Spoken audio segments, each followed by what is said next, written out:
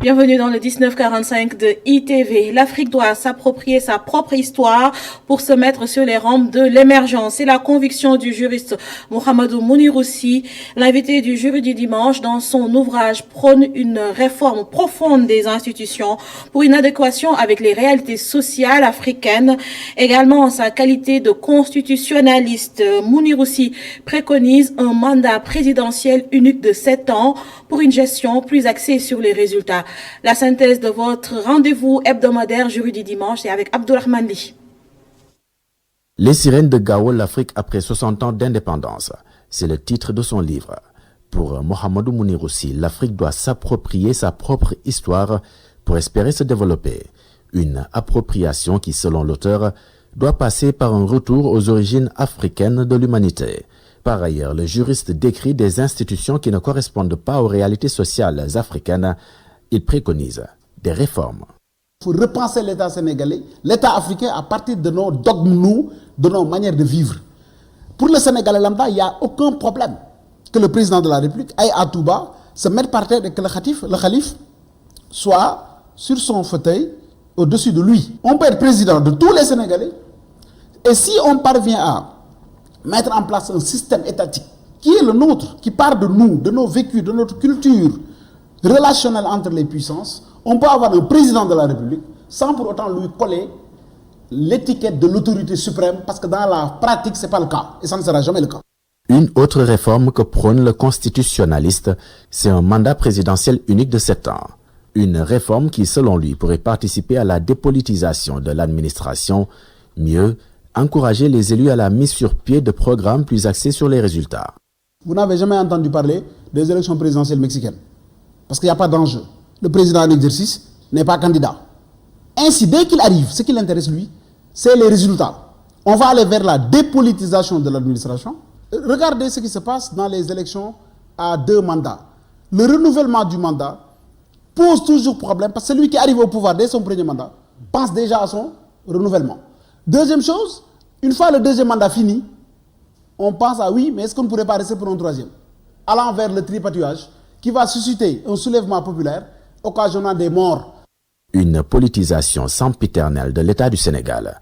Ce sont les termes employés par Mohamedou Mouniroussi pour parler des élections locales, législatives et présidentielles censées se tenir entre 2022 et 2024. Un consensus au sein de la classe politique, puis le respect du calendrier électoral, ce qu'il espère par ailleurs. Une semaine noire pour la presse. L'accident qui a emporté les 3 reporters de l'RL ne laisse pas indifférent l'écrivain. Dr Mohamedou Mouniroussi relève plusieurs causes, dont le laxisme de l'administration censée se charger de la sécurité routière, un problème qu'elle aurait dû prendre à bras le corps dès les premières années d'indépendance. Mohamedou Mouniroussi est interrogé par Mamoudou Ibrakane. On ne conduit pas, on déplace des véhicules. Parce que d'abord, beaucoup de gens ont le permis dans des manières que nous tous nous connaissons. Beaucoup de gens conduisent en ne respectant aucunement les règles du code de la route. Beaucoup de personnes conduisent en bafouant toutes les règles de sécurité. Et du coup, c'est ça le problème. Il va falloir repousser la barrière, la sauter du moins au lieu de la repousser. On a tendance toujours à attendre. Or, c'est des actions ponctuelles qu'on doit poser. Et également que les forces sociales, que j'appelle les forces sociales, organisations syndicales, organisations sociales, laissent l'État parfois aller dans sa rigueur. Oui. Parce que derrière, il y a une politisation de la chose. Accroître l'insertion professionnelle et promouvoir l'auto-emploi dans la commune de Fanamitié.e. C'est l'objectif de ce panel tenu ce dimanche. Les organisateurs regroupés au sein du cadre de concertation et d'action de la commune CDCA espèrent des pistes de solutions à l'issue de ce panel pour venir à bout du problème de l'emploi. Mamadou Dia, reportage. Les jeunes de cette commune. Le cadre de concertation et d'action de la commune de Fanamitié.e réfléchit sur la problématique de l'emploi des jeunes dans leur commune. D'offrir aux jeunes un cadre de discussion et d'échange en vue de trouver des solutions face à nos problèmes. Les 3 principaux problèmes que nous pouvons citer pour les jeunes, c'est principalement l'emploi, la formation et le financement de nos projets entrepreneuriaux. Les difficultés que nous notons dans notre commune, c'est une commune, intellectuelle, mais ce que nous remarquons, c'est que de plus en plus, il y a beaucoup de jeunes qui font le décrochage scolaire, tout simplement parce qu'ils n'ont plus les moyens de pouvoir poursuivre leurs études. Donc de ce fait, il est important que les entreprises qui sont dans notre commune, les autorités locales puissent nous soutenir dans les initiatives, dans la recherche d'emploi, de stages et de formation, afin de pouvoir poursuivre les études. Des cadres natifs de la commune sont venus réfléchir avec les jeunes. Le directeur général de l'Agence des aéroports du Sénégal préconise une synergie des efforts. Ce n'est pas le travail d'une seule personne ou d'une seule agence, c'est un travail collectif qui doit se faire sans distinction. Il ne faudrait pas qu'on raisonne en termes de politique. C'est le Sénégal qui nous appartient, il ne doit pas y avoir de distinction. Donc nous allons essayer, autant que faire se peut, d'être ensemble pour pouvoir aider ces jeunes qui demain vont servir de vitrine au Sénégal. Et c'est la raison pour laquelle le CDCA espère des pistes de solutions à l'issue de ces discussions. À la fin de ces concertations, il va en ressortir un manuel de propositions en vue de trouver des solutions face aux problèmes des jeunes, principalement l'emploi. Il y a plein d'agences qui recrutent, mais les jeunes ne savent pas par où passer. Donc les DG qui sont là, les personnes qui constituent des forces de proposition au sein de notre pays vont pouvoir nous accompagner à trouver facilement de l'emploi, à octroyer des bourses à ceux qui le demandent, à ceux qui ont pu arrêter les études parce qu'ils n'ont plus les moyens. Au cours de ces échanges, le conférencier professeur Djibi Diakhaté a évoqué le complexe d'infériorité comme un des facteurs de blocage pour l'emploi des jeunes. Le cadre de concertation et d'action de la commune de Fann Amitié.e a entamé ce panel afin d'étouffer ces facteurs et se tourner vers l'entrepreneuriat. Après plus de 30 ans de galère, l'eau coule enfin à Wakandé, un quartier de Bargny. Le projet d'adduction d'eau entièrement financé par la municipalité va permettre à 300 ménages d'avoir accès à l'eau. La municipalité a profité de cette opportunité pour lancer une vaste campagne de reboisement des quartiers de Bargny. Abou Ahmad Sek, maire de Bargny, répond à Babacar Sek. Vous savez, Wakandé, c'est un quartier qui existe depuis 1993. 1993 jusqu'à aujourd'hui, c'est 35 ans si mes calculs sont bons. Nous avons ici à peu près plus de 300 ménages, disons 2000 personnes qui ont été très patients.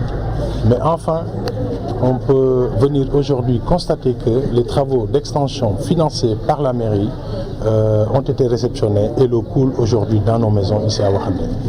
Ça a été un long processus.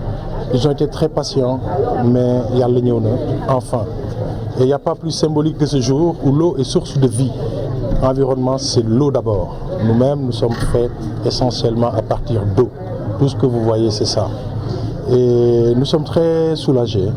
Et nous remercions en tout cas les populations de Wakandé, les autorités notamment, le délégué de quartier, l'imam, président conseil, président ASC.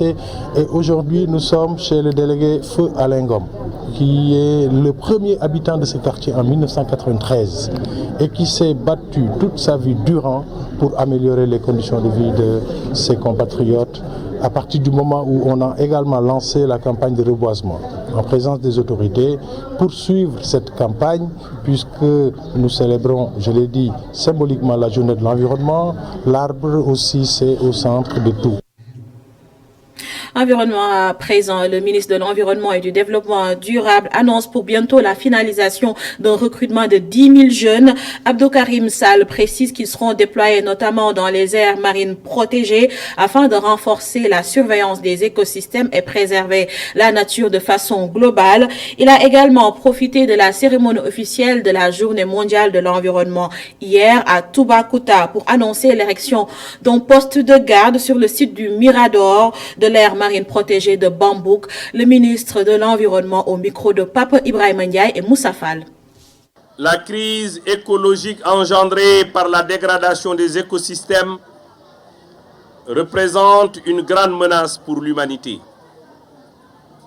Ici, dans la zone écogéographique du delta du Saloum, qui héberge sur 64 000 hectares l'une des plus belles formations de mangroves du Sénégal, la dégradation a atteint depuis 1980 plus de 25% des superficies couvertes.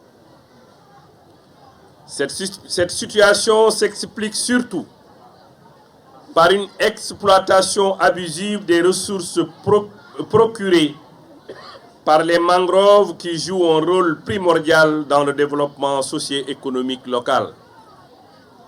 Mesdames, Messieurs, la préservation des écosystèmes et la restauration des espaces dégradés nous interpellent plus que jamais. Dans cette perspective, d'importants efforts ont été déployés par notre pays. Ainsi, entre 2012 et 2020, 6 nouvelles aires marines communautaires protégées ont été créées, en plus du classement inédit depuis plus de 50 ans de 9 nouvelles forêts.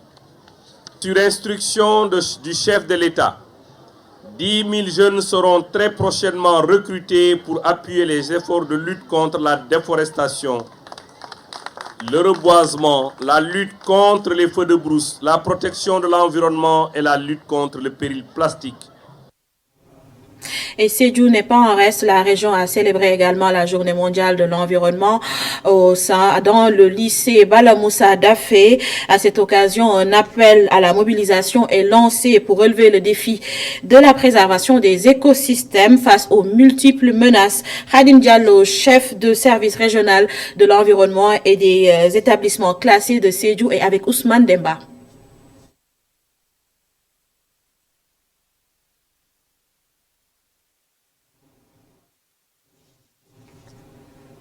Toutes nos excuses pour cet élément. Et puis on parle des femmes des gendarmes regroupées au sein de l'association Eden qui était à Saint-Louis pour appuyer l'orphelinat Mafatihoul Boucherie de Ngalel. Elles ont mis à la disposition des orphelins des vivres et de l'argent. Momar Alissignon, Mokhtar Seck. Une enveloppe financière et des vivres, le tout estimé à environ 2 millions de francs CFA.